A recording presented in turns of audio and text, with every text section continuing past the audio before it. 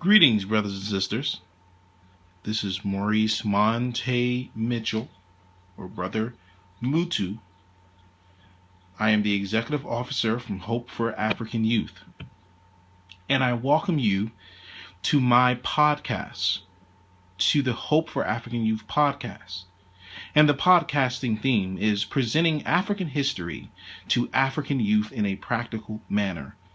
Again, my theme is presenting African history to African youth in a practical manner. And the subject matter focus is going to be dealing with the definition of Pan Africanism. We are going to explore some different philosophies of Pan Africanism. And again, thank you for joining me, Maurice Monte Mitchell, on the Hope for African Youth podcast. And we are going to define Pan-Africanism in several different ways. And a lot of people often use the word Pan-Africanism, but people generally don't understand what the word Pan-Africanism really stands for. So let's begin to talk about this. The first definition of Pan-Africanism, as defined through the Wikipedia, Pan-Africanism is an ideology and movement that encourages the solidarity of Africans worldwide.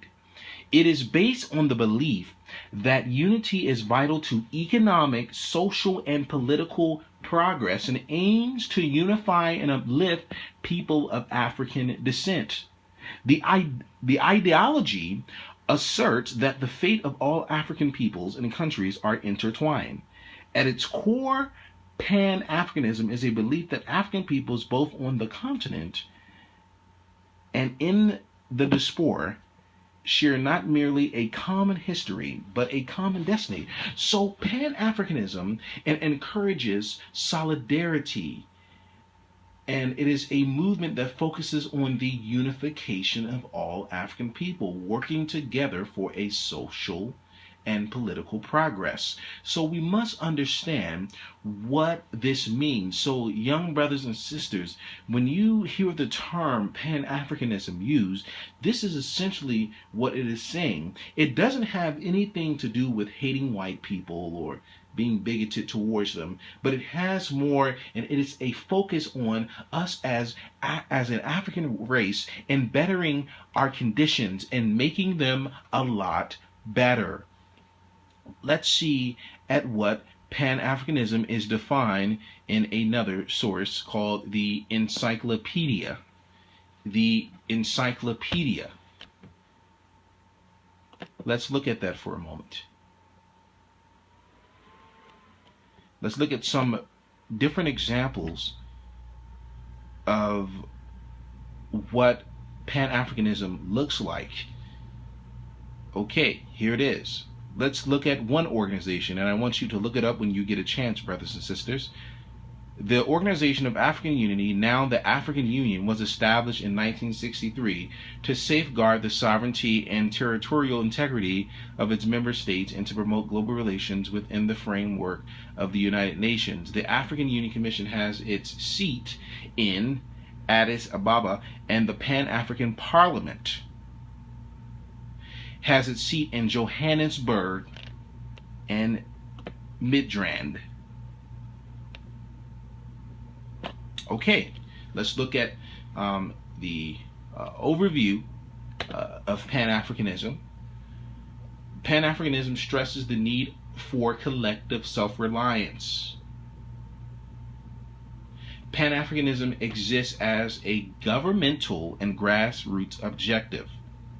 Pan-African advocates includes leaders such as Haile Selassie, Julius Kambarage Nyerere, Ahmad Sekou Toure, Kwame Nkrumah, Muammar Gaddafi, grassroots organizers such as Marcus Garvey, Malcolm X, academics such as W.E.B. Du Bois, and others in the diaspora. Solidarity will enable self-reliance, allowing the continent's potential to independently provide for its people to be fulfilled. Crucially, An all-African alliance would empower African people globally. I'm going to read a few more paragraphs. The realization of the Pan-African objective would lead to power consolidation in Africa, which would compel a reallocation of global resources as well as unleashing a fiercer psychological energy and political assertion that would unsettle social and political power structures in the Americas. United African nations will have the economic political clout to act and compete on the world stage as do other large states such as the European Union and the United States. Advocates of Pan-Africanism, Pan-Africans and Pan-Africanists often champion socialist principles and tend to be opposed to external political economic involvement on the continent. Critics accuse the ideology of homogenizing the experience of people of African descent. They also point in the difficulties of reconciling current divisions within countries on the continent, within the communities, and the diaspora. So Pan-Africanism is all about bringing unification. And some of the names that were mentioned, it would be important, I would encourage you youth, brothers and sisters, young brothers and sisters out there, to look up the names that were just mentioned. And look at, for instance, Kwame Nkrumah. Look at how he established Pan-Africanism and what he was achieving in Ghana. If you look at Marcus Garvey and you look at what the Black Panthers like Huey P. Newton, what they actually stood for and what they were organizing and encouraging African people to do on a level is to take self-reliance and pride in themselves, to be self-sufficient and not be dependent upon another race. That is essentially what Pan-Africanism was seeking to achieve. And let's read up on some origins of what this Pan-Africanism looks like.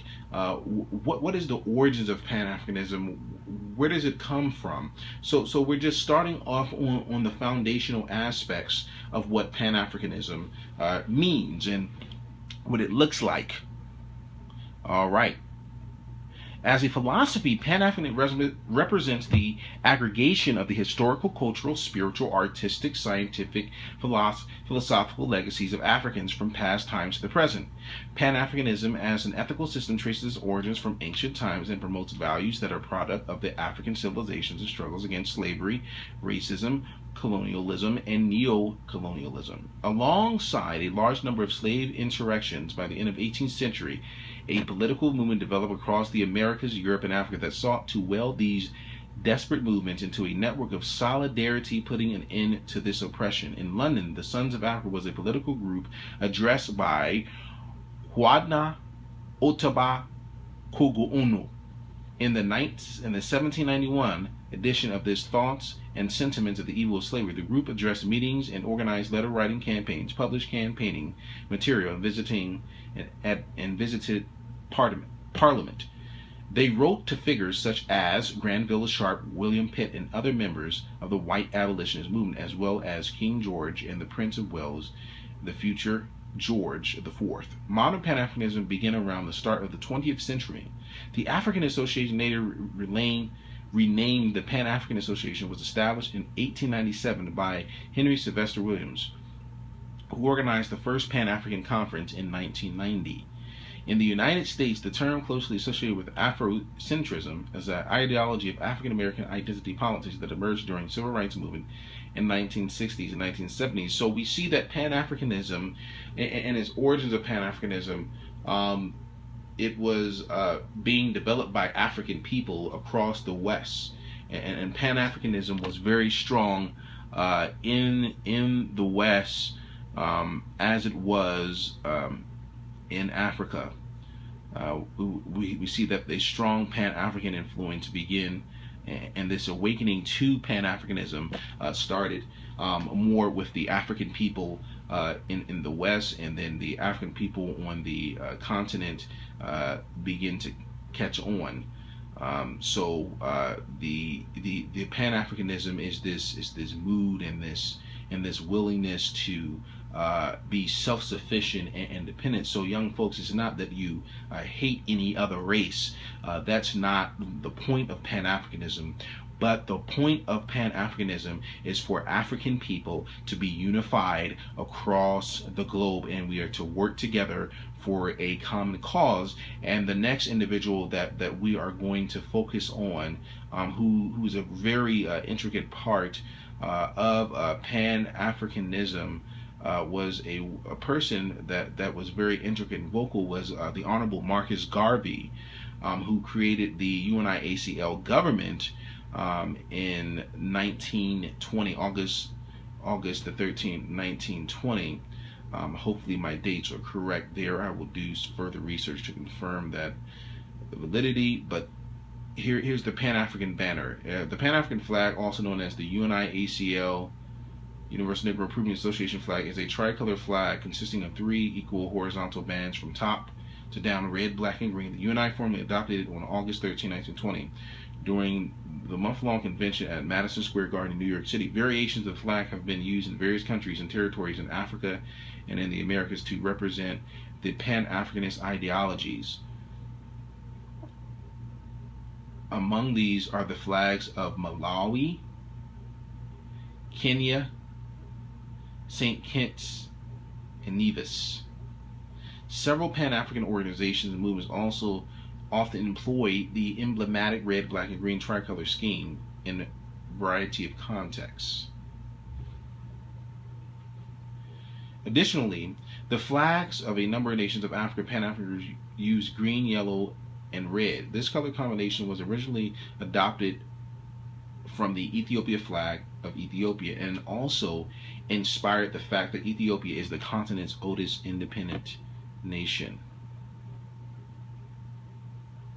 Okay.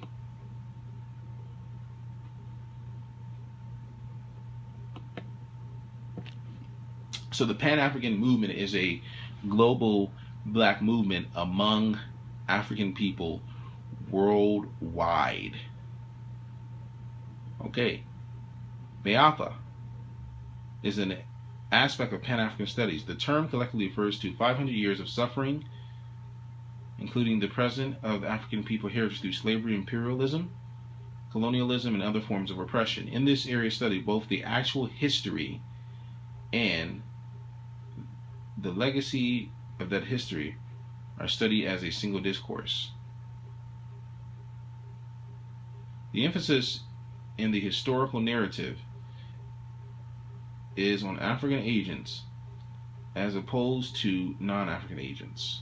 So in Africa currently, the political parties and organizations that are situated there and that represent Pan-Africanism, young folks, young brothers and sisters, is the Organization of African Unity, succeeded by the African Union, the African Unification Front, African Democratic Rally, All People's Revolutionary Party in Ghana, and the Pan-Africanist Congress of Tanzania, the Ubuntu Republics of Africa. In Barbados, you have some Pan-African organizations that are represented. It's called the Pan-African Affairs Commission for Pan-African Affairs, a unit within the Office of the Prime Minister of Barbados. In the UK, Pan-African Federation. In the United States, the Council of African Affairs, founded in 1937 by Max Yargant and Paul Robeson, the CAA was the first major U.S. organization whose focus was on providing pertinent and up-to-date information about Pan-African across the United States, particularly to African Americans. Probably the most successful campaign of the Council was the South African Famine Relief in 1946.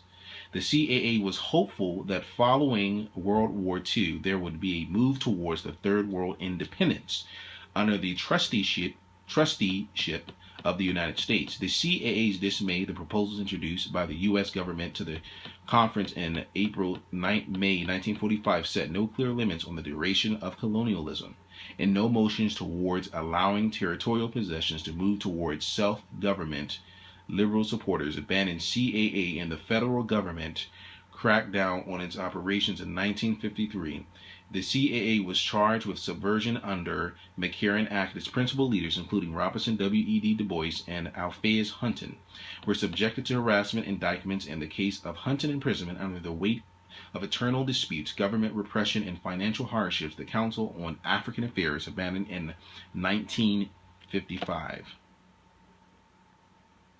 The U.S. organization was founded in 1965 by Muolonana Koringa, following the Watts riots. Is based on the synthetic African philosophy of Kiwenda, and is perhaps best known for creating Kwanzaa and the Nguzo Saba, 7 principles. In the words of its founder and chair, Koringa, the essential task of our organization has been remains to provide a philosophy, set of principles, and a program which inspires personal social practice that only satisfies human need but transforms people in the process of making self-conscious agents of their own life and liberation. Interesting. So you get a different aspect of Pan-Africanism, brothers and sisters, young African youth out there across the globe. I hope that you are inspired by this podcast, but we have some more information to go through. Again, this is a podcast that is focusing on the following theme: presenting African history to African youth in a practical manner. So we get back to Pan-Africanism. It says Pan-African concepts and philosophies under this, and I would encourage you to read up on Marcus Garvey, learn what the philosophy of Marcus Garvey was, and really put that into practice in your school. So if you see your brother getting ready to get into a fight, or your homeboy, it is important to just remind them of what our ancestors have did. So try to keep that into mind, young brothers and sisters. Afrocentric Pan-Africanism. Afrocentric Pan-Africanism is espoused by Kobina Fahim Ashanti in philosophy of the psychotechnology of brainwashing, crucifying Willie Lynch. Another newer movement that has evolved from the early Afrocentric school of the Afropsycho movement, the Afropsychaism. Francis Ohenyaindo, a Nigerian philosopher poet. Black nationalism, sometimes associated with the form of Pan-Africanism. A representative of Afrocentric Pan-Africanism in the Spanish-speaking world is Otumi Tozoji. Koeda, African philosophy. Another, and then to let you know that the original Pan-African movement and even hip-hop music was originally established to bring out the concepts of Pan-Africanism and empowerment. Let's see here. Look this up and what Pan-Africanism was supposed to be. During the past 3 decades, hip-hop has emerged as a powerful force shaping Black and African identities worldwide. In his 2005 article, Hip-Hop Turns, Watch a Celebration for Greg Tate describes hip-hop culture as the product of Pan-African state of mind. It's the ethnic enclave empowerment zone that has served as a foothold of the poorest among us to get a grip on the land of the prosperous. Hip-hop unifies those of African descent globally in its movements towards greater economic, social, political power.